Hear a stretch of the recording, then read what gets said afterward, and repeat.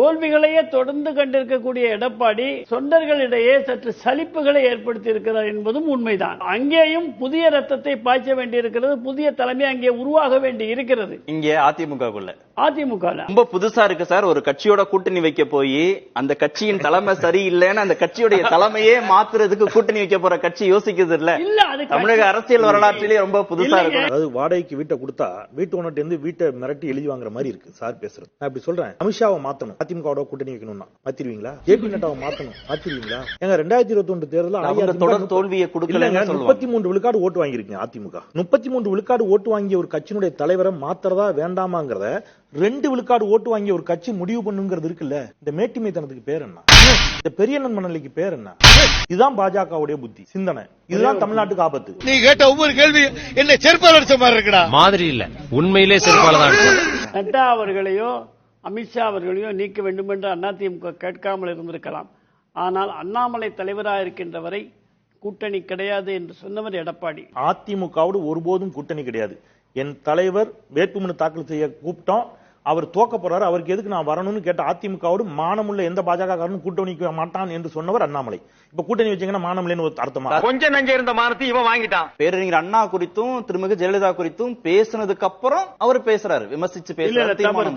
ஜெயலலிதா குறித்து அண்ணா குறித்து எல்லாம் தவறாக அண்ணாமலை பேசவில்லை. பலமுறை நான் இங்கே சொல்லியிருக்கிறேன். ஒரு ஆங்கில ஏடு அவரிடத்துல சிறைக்கு சென்ற முதலமைச்சர்கள் என்ற ஒரு கேள்விகள் கேட்கின்ற பொழுது வரிசையாக சில முதலமைச்சர் லல்லு பிரசாத் உள்பட சொல்லும் பொழுது ஜெயலலிதா அம்மையார் பெயரையும் சொல்லியிருக்கிறார். சார் சொன்னார், ரொம்ப அழகா சொன்னாரு. அந்த ஆங்கில நாளேட்டினுடைய அந்த இன்டர்வியூ முழுக்க படிச்சேன். அப்படிலாம் கேள்வி கேட்கல. அண்ணாமலைட்ட போய் ஒரு 10 ABCD ஆப்ஷன் கொடுத்து நீங்க வந்து சொல்லுங்கள். அது IPS தேர்வா எழுதுறாரு அவரு.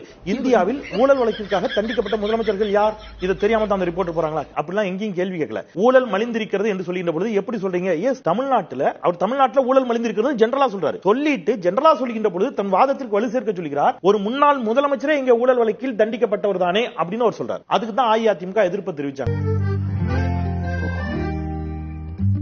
ஒண்ணு கூட மறக்கல, நான் மறந்துட்டேன்.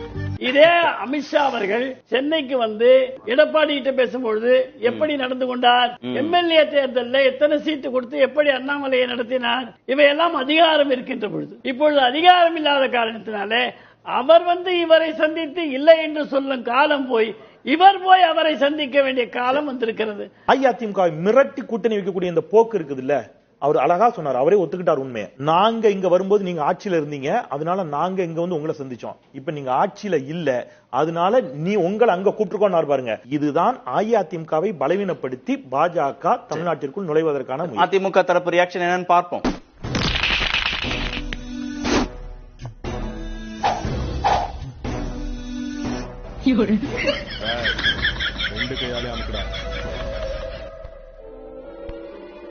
ரெட்டி காரு, நமக்குள்ள நடக்கிற இந்த டீலிங் வெளி உலகத்துக்கு தெரியக்கூடாது. தெரிஞ்சா அசிங்கமாயிரும். யாருக்கு? எனக்கு. அம்மா, ஐயோ, அம்மா.